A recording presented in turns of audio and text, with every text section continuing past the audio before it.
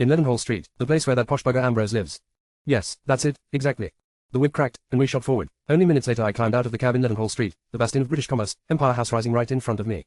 Never had its huge portico, supported by two massive columns of grey stone, seemed less inviting than today. I raised my chin. You don't scare me, I told the building. Maybe it was just my imagination, but I thought I heard a faint answering growl. Ignoring my thumping heart, I marched up the stairs, right towards the maw of the beast. I arrived on the top step and pushed, forcing open the monster's jaws, also known as doors. Cool, a motionless air with a familiar lack of smell drifted out to greet me. I swallowed and stepped in. The whole inside was just as I remembered it, and yet different, more intense. Had there been quite so much activity when I had last been here? Hundreds of busy feet were pattering through the cavernous space. People were carrying files, delivering messages, and most of all, sweating the guts out for fear of the great master upstairs. I noticed everything with an almost supernatural focus. Sweat beaded on hundreds of foreheads. Dust motes danced through the air. Flies copulated on the ceiling, while trying their best to keep away from cobwebs. Atoms bumped against each other everywhere. I noticed all this, and yet, the details passed me by, like water flowing around a rock in a river. The only thing I could think was, oh my god, he's right upstairs. And all that lay between him and me was the hallway, oh, and the information desk, and the stairs, and another hallway, and the door, and then, him. In person. Together with me. All right, I told myself, you are calm, Lily, calm and relaxed, you are a strong, sensible woman, and you will not lose your nerve simply because of some man. Him, together with me. All right, maybe I was not quite so calm, after all. Gathering all my courage, I fixed my eyes on the opposite end of the hall and took one step towards the stairs. And then I took another, and another. Damn, why were there so many steps between me and that staircase? And how many had I already taken? I didn't know, I had forgotten to count. I was too busy thinking he kissed me, on the lips, and now I'm going to see him again. What the bloody hell was going to happen? What was I going to do? And, again, the most important question, what was he going to do? He couldn't possibly. Oh my god, yes, he could. If he wanted to. But was he going to? No, of course not. I mean, doing something like that, here, that would be totally, no, of course he wasn't going to do that. With the slow steps of a doomed woman, I continued through the hall. The dust motes fluttered out of the way for me, and the flies stopped copulating to watch me pass. Even the spiders stopped spinning their nets for a moment. Finally, I reached Sallowface's desk. Good morning, I said. He inclined his head about a quarter of an inch. Good morning, he said. His left eyebrow twitched suspiciously. Blast. Could he see on my face that I'd been snogging his employer? I bet he could read it on my forehead. Rushing past him, I stepped into the separate hallway that led to my destination. I looked up and saw the steps leading up and around the walls, all the way to the top of the building, steps even steeper than the ones outside. Dong. The ominous sense of déjà vu overcame me again, even stronger than when I awoke. I turned my head westwards. There, a small window stood half open, just like it had been on my first day at work, letting a bit of light fall into the stark stone hallway. And, through that window, there now also came the sound of a bell. A deep, reverberating sound that chilled my bones. Time for work, time to meet my fate. Dong. But was this truly déjà vu? Dong. Admittedly, as I panted, desperately running up the stairs, some things were the same. Like my thinking, oh my god, I'm going to be too late. For instance. Dong. But on the other hand, some things were different. Dong. For instance, on my first day I had not been thinking bloody hell. He kissed me, he actually kissed me. Dong. But then, that fact wasn't so very significant, was it? Oh no, of course not. I was a feminist. Why would it matter to me that some chauvinistic son of a bachelor pressed his lips to mine? Dong. He did, he really did. Crap. I almost wished myself back at that moment, back to when life had been so uncomplicated, without kisses and caresses and confusing feelings. But then I thought of the look in Mr. Ambrose's dark, sea-colored eyes just before our lips met. No, don't think, go on, run. Dong. By the time I reached the 6th landing, I was ready to collapse. Go on, I screamed at myself, just a few steps more, and you're there. Dong. Wheezing, I staggered onto the top landing and grabbed the brass doorknob. Turning it, I shoved open the door and stumbled into the long, narrow hallway at the end of which stood the desk of Mr. Stone, the upstairs receptionist. I waited just a moment, until I was sure my heart wasn't going to burst from overexertion. Then I straightened, tugged at my clothes to get rid of a few creases, and walked forward as nonchalantly as I could. Maybe, if I just walked past in an innocent, everyday manner, Mr. Stone wouldn't notice me. Maybe I would get into my office without. Good morning, Mr. Linton. Wincing, I halted at the sound of the familiar voice. I inclined my head at the young man behind the desk in front of Mr. Ambrose's office door. He was quite a friendly young man, actually. It wasn't his fault that, from my viewpoint, today he had the job of Cerberus, guardian of hell. Good morning, Mr. Stone, I said. That seemed to exhaust our conversational possibilities. Longingly, I glanced towards my office door, and inched a step closer. But Mr. Stone's next words froze me in place. Mr. Ambrose would like to see you. My fingers clenched into fists, automatically. Oh, he would he? I took a step away from Mr. Ambrose's office door, and towards my safe haven. Perhaps later. Right now I have. Mr. Stone gave me a look that was not without compassion, but still firm. Perhaps I should rephrase. Mr. Ambrose demands to see you. Right now. All colour drained from my face. Then it rushed back again with a vengeance. Damn. Oh, swallowing. I nodded. I see. Taking a deep breath, I stepped past Mr. Stone and towards my employer's office door. The door creaked open as slowly and menacingly as the gateway to pandemonium, or maybe just like the door of a man who was too stingy to buy oil for the hinges. Inside, it was dark. The curtains were closed, letting in only a thin lance of light that sharply silhouetted the dark figure of the man sitting behind the massive desk. I gulped. Broad shoulders, short, elegant and precise black hair, a chiseled face, a posture as stiff as a rod of iron. Even if anyone but him would have dared to sit behind that desk, that dark silhouette left me in no doubt whom I was facing. Gathering all my courage, I stepped forward until I was right in front of the dark figure. His face was cast in shadow, so at first I couldn't see what kind of lack of expression was on it at the moment. Only when my eyes got used to the gloom did I see the darkly motionless, beautiful mask which he called face. He stared at me in silence. I stared back at him in silence. We stared at each other in silence. Then we stared at each other in silence some more. I cleared my throat. He remained silent, and stared at me, silently. I stared back, and I did it in silence. We stared at each other, in a long, silent silence, full of silentness. All right, maybe it's time for someone to say something. You remember that I mentioned my courage, the one I had been trying to gather. That was all gone now. Faced with the stare of his deep, dark, sea-colored eyes, I had no courage of my own left. Oh, what the hell, I could always pinch some from someone else. Mr. Ambrose, I took a step forward. You asked for me, sir. He continued his stare for a moment longer. Would it surprise you to hear that he did it in silence? Then. Yes, I did, Mr. Linton. More silence. I wet my lips.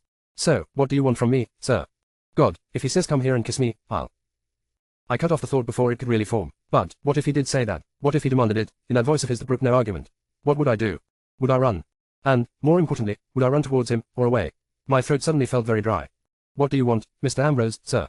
He leaned forward, until both of his powerful fists rested on the desktop, knuckles down. I want. Yes. I want file 38XV180. I blinked. What? He cocked his head, questioningly. Are your ears malfunctioning, Mr. Linton? Leaning forward a little more, Mr. Ambrose fixed me with one of the superbly cold glares that were his speciality. For some reason, it filled me with a warm and fuzzy feeling. Bring me file 38XV180, now. Thank you, God. I shot the words silently towards heaven as relief flooded through me. Thank you so very much. The world is back to normal. I snapped for attention. Yes, sir. For some reason, a wide grin spread over my face. Stop wasting your muscle energy on useless facial contortions, Mr. Linton. My grin got even bigger. Of course, sir. Just as you say, sir. Now bring me the file. Yes, sir. Mr. Ambrose, sir. And be quick about it. I don't tolerate tardiness. Yes, sir. Right away, sir. And I danced from the room, happier than I had ever been in my life. The end. Special additional material.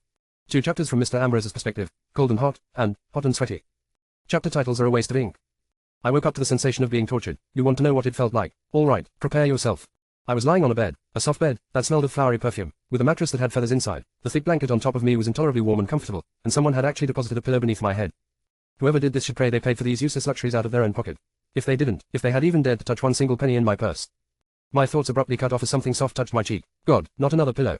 But, no, this wasn't nearly big enough, and it almost felt alive, like a hand. Why in the name of King Midas would anybody dare to touch my face with their hand? This was intolerable. There, a sickly sweet voice whispered somewhere above me. A woman was touching my face. Scratch intolerable. This was outrageous. There, where, exactly, and what was supposed to be there? What was this female prattling on about? I tried to open my eyes, but they felt as if they had been glued shut with molten tar. I croaked, trying to speak. There, my little honey bunny. Don't strain yourself, honey bee you. This woman was out of her mind. I had fallen into the hands of a crazy person. I had to get out of here before she tried to smother me with another of her cushions. Violet. Another voice. Thank God, someone who could rescue me from the madwoman. Yes, mother. Or maybe not. Mothers were notorious for the disinclination to put the daughter in a straitjacket. How are you getting on? Terrible, horrifying, gruesome. Simply wonderful, mother. He's such a dear, interesting. I wonder how she was able to come to that conclusion while I was unconscious. From the nice way in which I breathed, or the sympathetic way my head lolled to the side. And so handsome, too, sighed the mother. Apprehension gripped me. I recognized that tone. It was the voice of a mother in matchmaking mode. Normally, this wouldn't concern me. I wasn't like the other rich bachelors of London society who were hounded by a pack of salivating mothers, their supposedly eligible daughters in tow. Normally, one cool glance from me was enough to send them scurrying away. And if it wasn't, I'd make a gesture to Kareem, who would promptly scowl threateningly and put his hand on his saber. That impressed upon most mothers how very unsuitable I was as a potential son-in-law. But right now, neither of these defense strategies were open to me. My eyes remained stubbornly closed, and Kareem was God, or Allah, in his case, only knew where. So handsome, another sigh from the mother. She put her hand on mine, and I tensed. What was she doing? Was she planning to slip an engagement ring on my finger while I was sleeping? I wouldn't put it past her. If my experience in the colonies had taught me anything, it was that mothers were more ruthless than the most murderous cutthroats or savages. Do you suppose he's a gentleman? The daughter inquired. I could practically hear the hunger in her voice and tried to raise my hands in preparation to defend myself. But they wouldn't move. Someone with a fortune, a position. I don't know. The mother sounded doubtful. I mean, look at his clothes. They were damaged by the shipwreck, yes, but they were practically second-hand rags before that. What? No gentleman would walk around in tatters like that, Violet. No gentleman. The impudence. I would make clear to this lady exactly what kind of gentleman I was, the moment I got that infernal voice of mine back. But don't you remember this, mother? There was a soft metallic scrape. See, his watch has a coat of arms on the lid. Looks really fancy, too. Maybe he stole it. Of all the insolent. A man like that wouldn't have to steal, mother. Ah, for once, a true statement. With a face like that, he could become an actor any time. People would pay gold to see him as Romeo. What? This was becoming too much. I had to get out of here, out of this madhouse, out of the clutches of these harpies. With all my might, I tried to lift myself off the bed. I had managed about 3 inches, when female hands that were a lot stronger than they should be clamped down on my shoulders. Now, there, don't move, don't hurt yourself, you should be resting. I opened my mouth, trying to fling something vile at my torturers. A soft but determined finger pressed down on my lips. PSHT, no need to thank us. Mother will get you another blanket, and I will make you a nice, warm bowl of broth. How does that sound? It was official. I was in hell. Asterisk tilde asterisk tilde asterisk asterisk tilde asterisk tilde asterisk. Before I had decided that it was mostly waste of time, I had attended school like every other proper English gentleman's son. From my Eton days, I vaguely remembered that whenever people described hell, be they Dante, Blake, or Milton, they generally emphasized things such as fire, devils squeaking unfortunate souls with glowing tongues, and people forced to roll rocks up mountains over and over again. There was none of that for me. The only heat I felt was that from smoldering under a heap of two soft blankets. There were tongs, but they were of the sugar variety, and only employed at tea time, when the creature called, Violet, asked me in that sickly sweet voice, 1 lump or 2, honey bunny. And as for rocks, the only one I ever felt was the one in my stomach when I was forced to look at that female. What had God been thinking when he took that rib from Adam? No matter the lack of fires and devils, I knew what the worst circle of hell was, and I was right inside it. If only I had been able to flee, but first my legs refused to move, and then the doctor came, telling me that if I did not rest, I might have a relapse. The thought of breaking down again and having to stay here even longer than was absolutely necessary kept me abed, my limbs turned to stone. Days, seeming like months, passed in an agony of torture. It was one afternoon, after the mother monster had just forced me to gulp down an entire bowlful of foul-tasting broth, that the doorbell rang. Faint hope stirred in my despairing mind. Could it be the doctor? He wasn't scheduled to come, but maybe he had decided that I was well enough to leave, after all. Footsteps approached down the corridor outside. Soft footsteps, feminine. My hope evaporated. So, it wasn't the doctor after all. It was one of my torturers. Grimly, I stared at the gruesomely flowered wallpaper. The door creaked open. There was a moment of silence. What were they waiting for? Usually they were on me the moment the door was open. Whoever you are, I told them, get on with what you've come here for and get out. I have no patience for time wasters. I know, sir. The voice was soft and feminine, and yet utterly unlike Violet's. Violet's was the screech of a hellish harpy. This voice was a balm, a light at the end of the tunnel, promising rescue from my prison of comfort and care. I whipped around, and there she stood, Lillian Linton. She was still wearing the same dress I had forced on her aboard the ship. It was stained now, and ripped in several places, but I didn't care. She might have worn rags and would have been more beautiful than any queen in golden robes to me. I had never particularly noticed her resemblance to an angel of light before, but right now, it was suddenly self-evident. Particularly if she was here to get me out of this hellhole. It's you. The words were out of my mouth before I could stop them. Yes, sir. Silence descended over the room. My eyes bored into hers. Why doesn't she say anything? Why doesn't she do anything? We have to get out of here, and she's just standing there, staring at me. Why is she staring at me? It's really you, I said again, just in case I had been mistaken. My eyes might be playing tricks on me, and this might, in fact, be another hellish creature, come to torture me in a clever disguise. Yes, sir. No, this was no hallucination. It was she. Only she could say the word, sir, like that, like a call for rebellion. But why was she just standing there? For the first time in my life I found myself in a position where I had to perform one of the most onerous duties imaginable, get a conversation going. I thought you were dead. There, that was a good start. Strange, though, why did my words sound that rough? My throat had long since recuperated from all the salt water. There was no reason to speak strangely, and there most certainly wasn't any reason to keep staring at her. Well, I'm not, sir. Whatever my throat problem was, she seemed to suffer the same complaint. Her eyes didn't leave my face, either. What was going on here? Why weren't we escaping from this accursed place? Why were we just staring at each other? Irritation made my next words cool and brusque. I can see that. What took you so long? The corner of her mouth twitched up. She was smiling. Why in King Midas's name was she smiling? I'm glad to see you, too. What was that supposed to mean? Suddenly, she started moving towards me. Before I could move a muscle, she stood at my bedside, looking down at me with a very different expression from the one the harpy had borne. For some reason, it made the lump in my throat grow thicker. Damnation, was I getting sick again? Her hand, so small, so soft in comparison to mine, reached out and gripped my fingers with a fierce demand. Instinctively, I squeezed back gently. What the? Since when was applying pressure to a female's pause something instinctive for me? What, pray, I inquired, making sure to keep my voice cool and smooth as ice, are you doing? I'm holding your hand, she informed me simply. Her tone was unexceptional, but her eyes, oh, her eyes, there was a light dancing in them, a light that made me want to reach out and... Stop this at once, what are you thinking? I realized that, I stated coolly. To what purpose have you initiated this superfluous form of physical contact? Oh, shut up. The room was silent for a moment, while my brain ran over the sentence my ears had received, double-checked that I had heard correctly, and slapped the big red label on it saying insubordination. I beg your pardon. My gaze bored into her like an iron drill. She didn't seem to care. I am your employer. You will address me with respect. Fine. Shut up, sir. Correction, she definitely didn't care. That is not what I was referring to, and you. Blast you. Her eyes flamed, melting the iron in mine along with the ire in a millisecond. I thought you were dead, too. In that gaze of her, worlds of words were contained that didn't need to be spoken. She did care. Oh yes, she cared very much. Just not for courtesy. The soft hand in mine suddenly felt like a burning brand. In that case, I managed, you should have ceased searching. No point in chasing something that is already lost. It would be a waste of mourn. A tug on my hand cut my words short. Before I could protest, before I could even blink, she had raised my hand to her lips and something touched my palm. Soft. Ethereal. Like the touch of a butterfly's wings, or maybe a rose petal. Only a rose petal I could have easily brushed off. This touch, I knew deep down, I would remember for the rest of my days. It was burned into my skin, and since when have you become so mind-numbingly poetic? I was going insane. That was it. The two harpies' madness was rubbing off on me. I had to get out of here now. I said, she whispered in a low voice that I would have heard through a hurricane, shut up, sir. Our eyes met, and there was silence again, but it was a different kind of silence, one unlike any I had ever experienced. Silence had always been a tool for me, calm silence to think in, cold silence to let people sweat, dark silence to make them beg for mercy. This one wasn't cold, or dark, or anything but she and I, together. It must really be you. Shaking my head, I looked up at her, my eyes unwavering, intent. No figment of my imagination would dare to speak to me like that. I watched as she raised her free hand and, with uncustomary caution, let it join the other one, enclosing my long fingers with her smaller ones as best she could. I'm always real for you. The words tugged at something in my chest, probably a muscle I had pulled while being shipwrecked. More than just real, you're always you. Glad to be of service, sir. Raising my free hand, I crooked one finger, in a gesture she had better not deny. Come here. She raised an eyebrow. For what? Do you want to initiate a bit more superfluous physical contact? Miss Linton. She raised her eyebrow even higher, as surprised as I was at my sudden use of the female address. What, not, Mr. Linton? She inquired. I thought I would have to pretend to be a man while I worked for you. I thought it would cause too big a scandal, otherwise. So did I, for that matter, but I suddenly didn't care anymore. A strange, almost drunken feeling had gripped me in its hold, and from one moment to the next I didn't care about a lot of things that had seemed important a moment ago. In contrast, I suddenly cared about other things quite a lot more. Miss Linton, close your mouth and come here, now. What was I doing? Why was I acting so bizarrely? Had the harpies put a gallon full of brandy in my broth? Yes, sir, right away, sir. She crossed the last little bit of distance between us. A moment later, the springs of the mattress creaked as she sank down on it. Suddenly she was there, right in front of me, her warm, chocolate brown eyes lit by an inner light, her impudent little nose seeming to defy me just by existing. So why the hell couldn't I stop looking at her? When I stepped on land, I thought I was safe from drowning, she whispered. But when I look into your eyes, I'm not sure anymore. How do you think I feel when I look into yours? Drowning is one thing, burning quite another. I tried to shake off the thought that seemed to have invaded my mind without asking my permission. Narrowing my eyes infinitesimally, I stared up at her. Is that supposed to make sense? Not really, it's supposed to make you feel something. Ah, that tug in my chest again. Damnation, how did she do that? You will be pleased to hear, then, that the method seems to be effective. There was silence again. We looked at each other. I had her as if she were the key to the vaults of the Bank of England, and she at me as if. Well, I wasn't really sure what she wanted most in life. But she looked as if it might be lying in this bed. It can't be. No, it can't possibly be me, can it? You're supposed to say something, too, you know, she pointed out, the corners of that devious little mouth of hers twitching. I almost frowned, before I remembered it was an unnecessary waste of energy on facial muscles. Something like what? Maybe something about what you feel. Feel, since when were my feelings of any significance? More to the point, since when was I supposed to have any?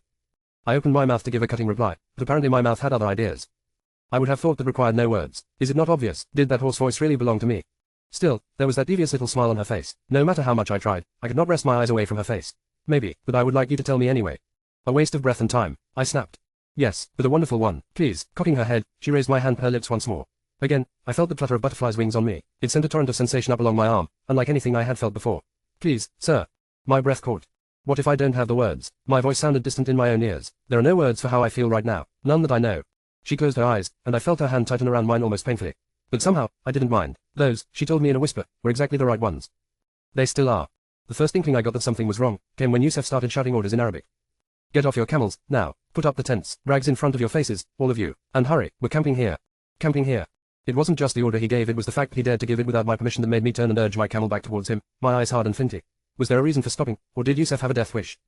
By the time I reached the main body of men on top of the dune, most had already dismounted. It was the middle of the day, with dozens of miles still before us till dusk, and they were settling down the camels, putting up tents and chattering like old women.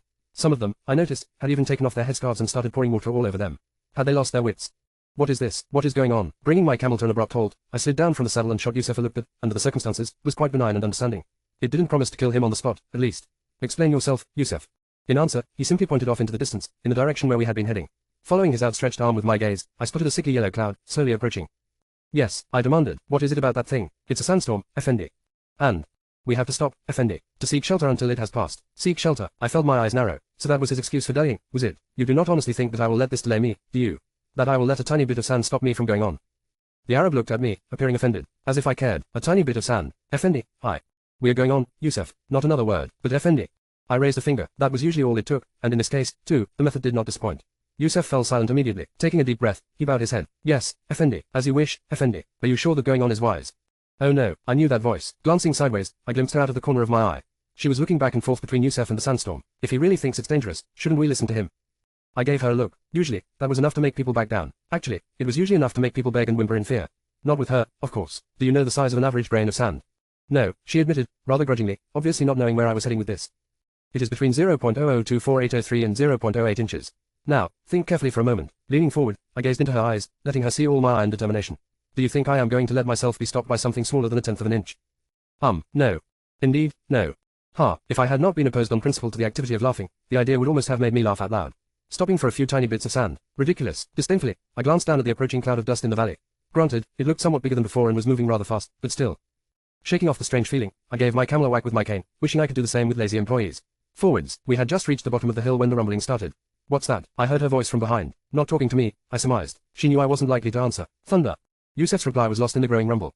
Even I began to be curious. What in Mammon's name was that? Surely, it can be. I glanced at the distant cloud of sand again, feeling a little uneasy for the first time since spotting it.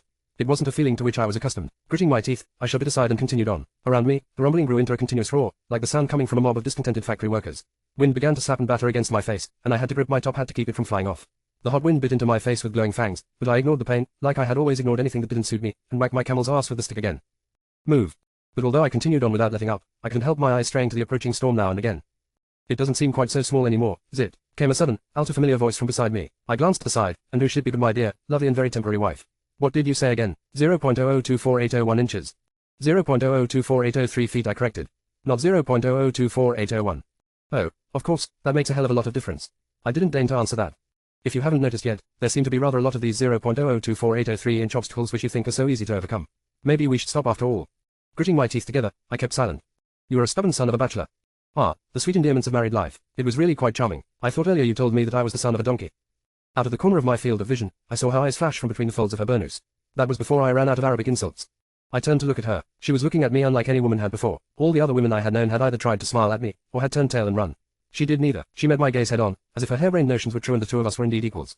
So I injected an extra dose of steel into my voice when I said, we can do this. No discussion. We're going on. A bloody instant gust of hot wind struck me in the face and ripped the top hat from my head. Before it could get farther than a foot or two, my hand shot out and grabbed it. With the so-called storm approaching, the wind really was getting somewhat stronger. Tell me, she shouted, have you ever been in a sandstorm before? I didn't reply. What was the sense? She would question me no matter what I said or did. It was her favorite pastime.